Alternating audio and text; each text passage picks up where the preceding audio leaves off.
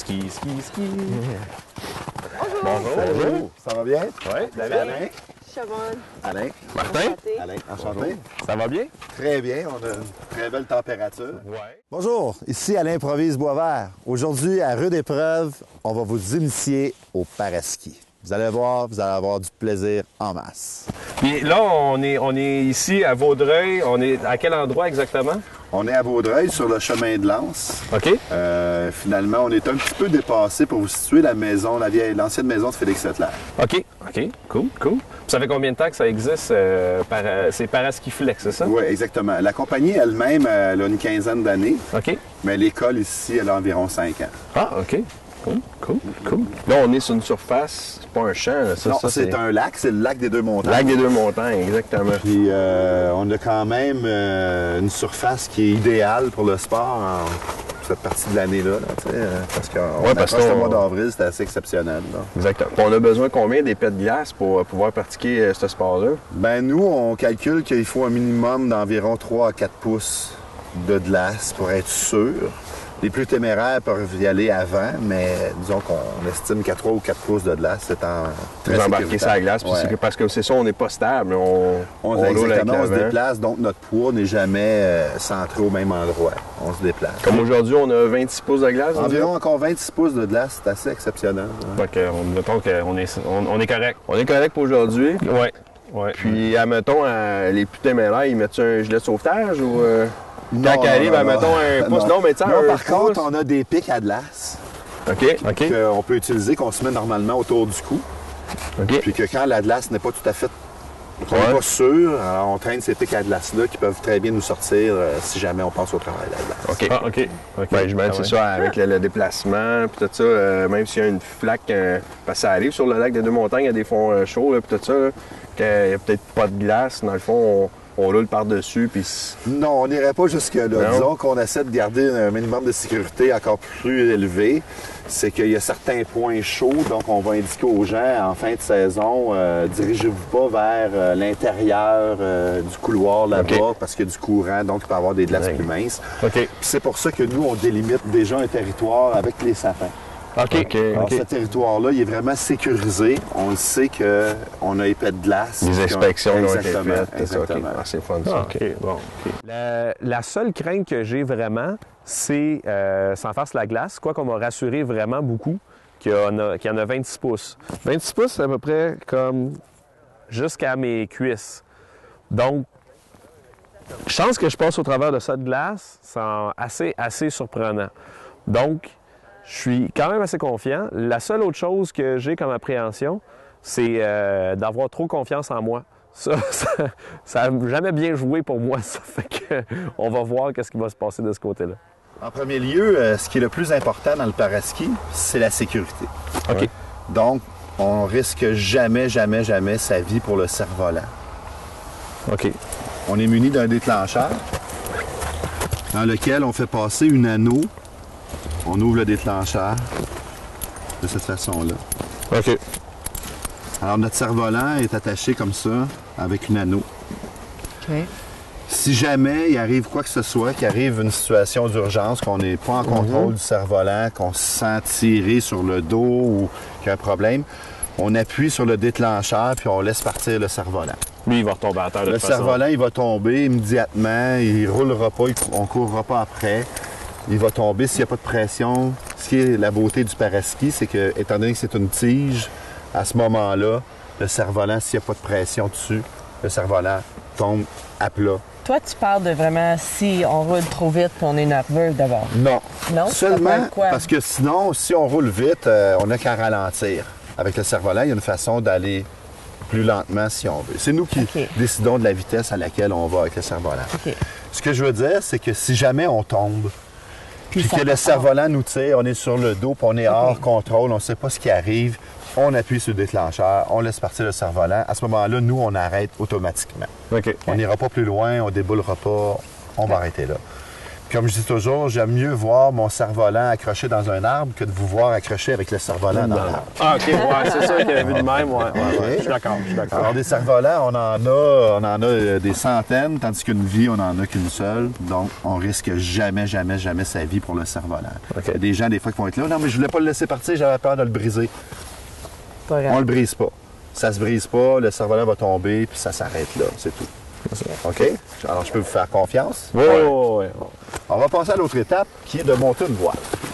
Souvent, on va dire ben j'ai juste une heure, est-ce que j'ai vraiment le temps d'aller faire du paraski? Eh bien, la réponse, c'est oui, parce que c'est vraiment pas long à monter une voile. On monte toujours notre voile avec le vent dans le dos. Comme aujourd'hui, on imagine que le vent est comme ça. Donc, je déroule ma voile, je prends ma base, je la lance en avant, près du caméraman. Je peux me mettre à genoux, j'ouvre un côté à la fois.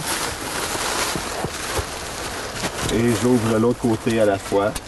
Souvent, on va penser que ça a de l'air un peu mêlé, mais c'est quand même assez simple la plupart du temps.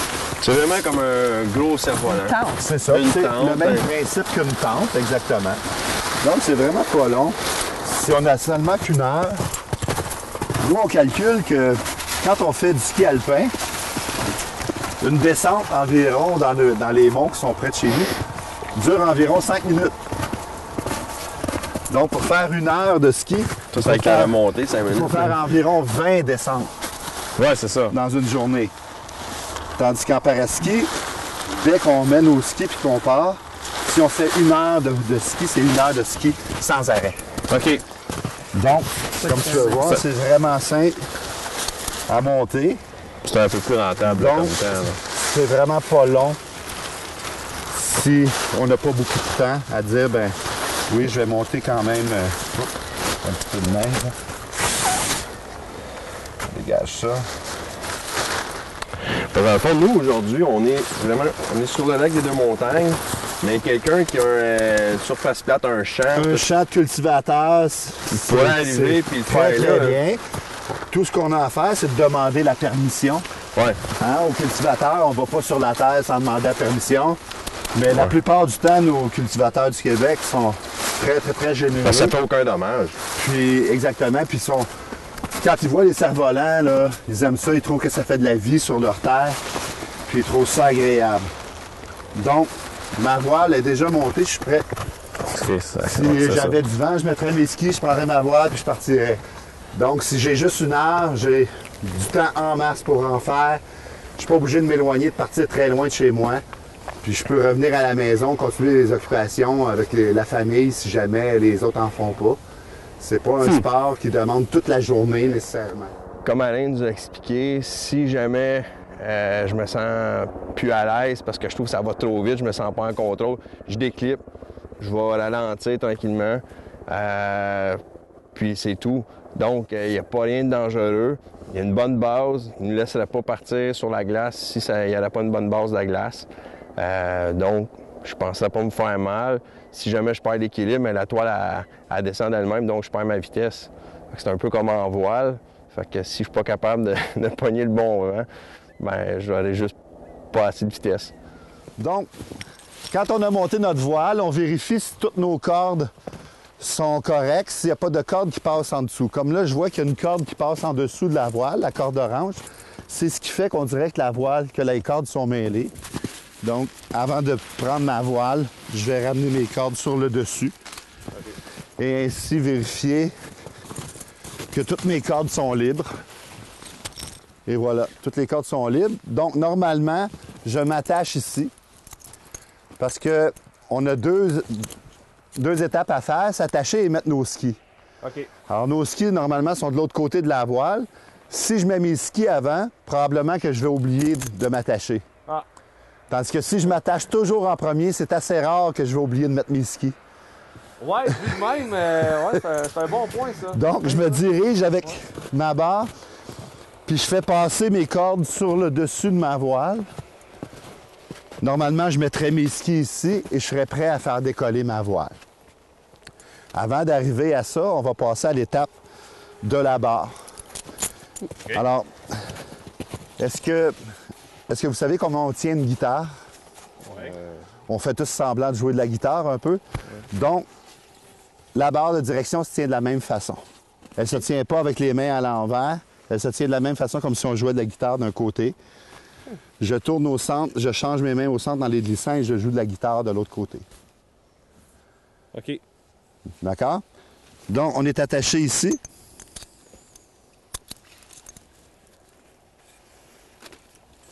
J'ai ma barre. Je tourne comme un pivot. Je glisse mes mains ensemble et je vais de l'autre côté. Ça, c'est pour quand on changer. on veut Pour changer de direction. côté, exactement. Le point rouge, c'est la direction dans laquelle le cerf-volant est et dans laquelle on navigue aussi. Je trouve que c'est un petit peu comme le wake qu'on a appris en première saison et la voile un petit peu. Alors, avec ce que j'ai appris des deux émissions-là, je pense que ça va m'aider un petit peu. Ben moi, j'ai vraiment hâte d'essayer ça. Moi aussi. Bon, y va-tu? Oui. Ouais, OK. Allons-y.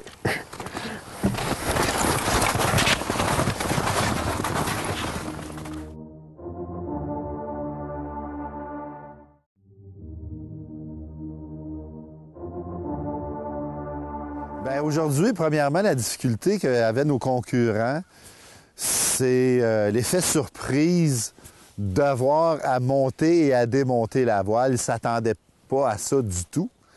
Puis le but, c'était vraiment de démontrer que même si on n'a seulement qu'une heure pour aller pratiquer notre sport, eh bien, on peut très bien le faire parce que ça prend que quelques minutes à monter une voile et à démonter. En plus, pour eux, c'était la première fois.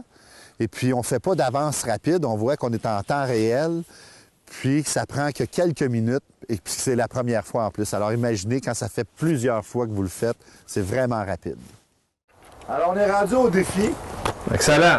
Fait que je vais juste vous redonner quelques petites explications. Dans le sens que on commence toujours par le bout. On va jusqu'à l'autre bout. On inspecte bien le petit cylindre à savoir s'il n'y a pas de neige à l'intérieur avant de l'insérer dans la tige. OK. Ça vous va? Oui. Alors, n'oubliez pas, vous montez votre voile, vous revenez, vous vérifiez vos cordes sont bien démêlées, vous allez à l'arrière, vous attachez votre voile, vous mettez vos skis, vous êtes prêts à partir. Au départ de l'épreuve, j'ai senti pas bien quand j'ai réussi que c'était pas l'appareil-ski, puis c'est des affaires de main, puis monter, puis descendre. Je savais au début, les deux gars vont me battre. J'ai essayé de mettre une attitude positive, que peut-être avec mes petites mains, je serais capable de le mettre, mais comme j'ai expliqué tantôt, je suis vraiment pas une personne...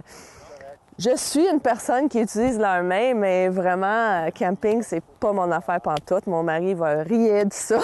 Et mes enfants, c'est lui qui fait tout, comparé de ça. Alors, c'est ça, c'est la vie. On va s'amuser, puis je vais clencher les autres. J'espère que ça va bien aller. Parfait. Alors, à mon signal...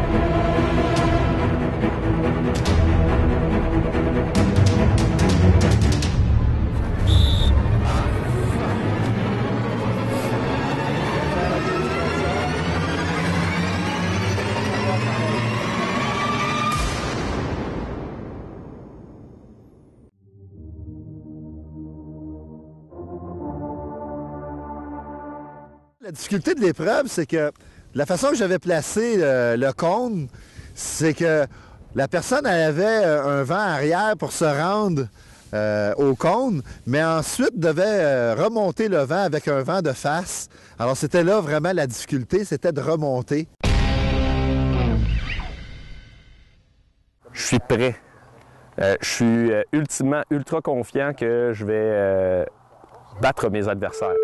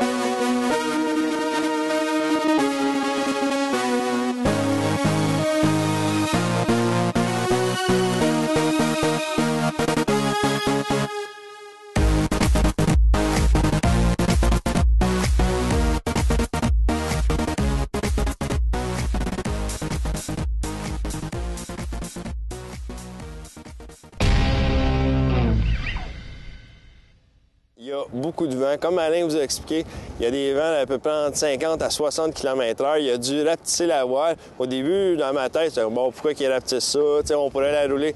Non, il a bien fait de la rapetisser. Aussitôt que le vent pogne dans la voile, tu te sens propulsé. Puis là, tu te fais juste te laisser aller. Tu vois, puis là, il faut que je revienne. C'est malade. C'est vraiment, là, je pense que c'est l'activité qu'à date, on a faite que j'ai le plus trippé. Surtout que personne n'en avait fait. Puis, je pense les trois, on a trippé à différents niveaux. Mais ils vendent, c'est effrayant, c'est super le fun.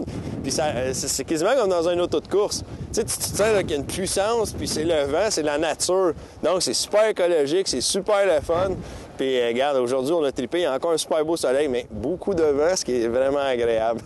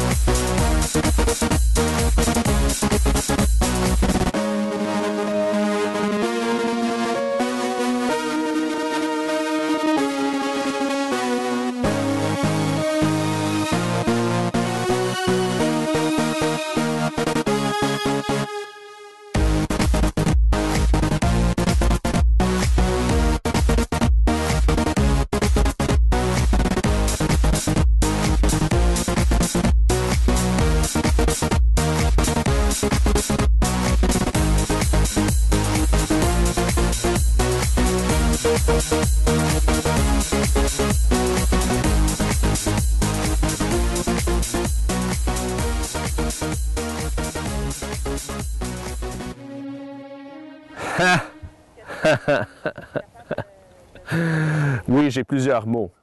Je suis pas sûr qu'ils se disent toutes, mais ça va comme genre lâche pas. Un jour, tu vas l'avoir, tu vas comprendre le vent. Monter le vent, descendre le vent. Le vent, en avant, en arrière. Mais bravo, Martin, si jamais à la reprise vidéo, tu as gagné quelque chose, mais en tout cas, je pense pas. Mes appréhensions avant la course, c'est qu'il vend beaucoup. J'ai peur un petit peu d'y aller un petit peu trop vite.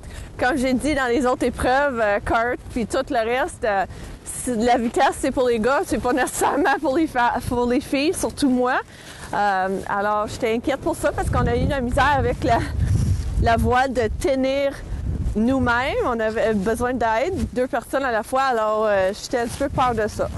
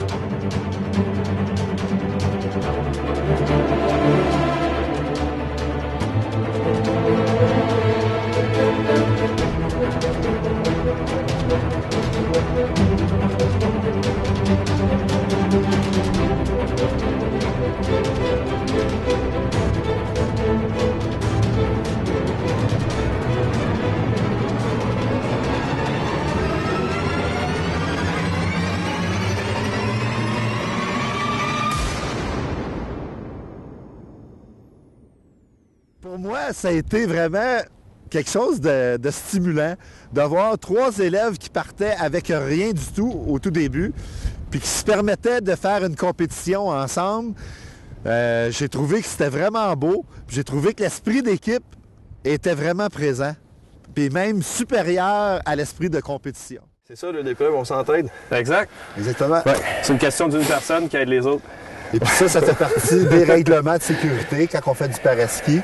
C'est qu'on doit toujours porter secours à quelqu'un qui est en difficulté. Si on voit quelqu'un avec sa voile et qui a de la difficulté, qu'il ne comprend pas, normalement, on ferait une bonne action en allant voir la personne en disant « Regarde, je vais t'aider, je vais te la démêler, ta voile.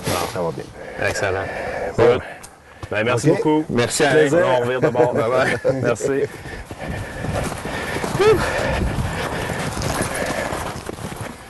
La semaine prochaine, le défi, c'est un secret. Ça va être dévoilé au courant de le début de la prochaine épisode. Donc, bonne chance. Bonne chance à moi, en fait. Je veux gagner la prochaine. Puis les autres, ben, arrangez-vous pour être moins en forme, s'il vous plaît. Ça serait vraiment plaisant, là.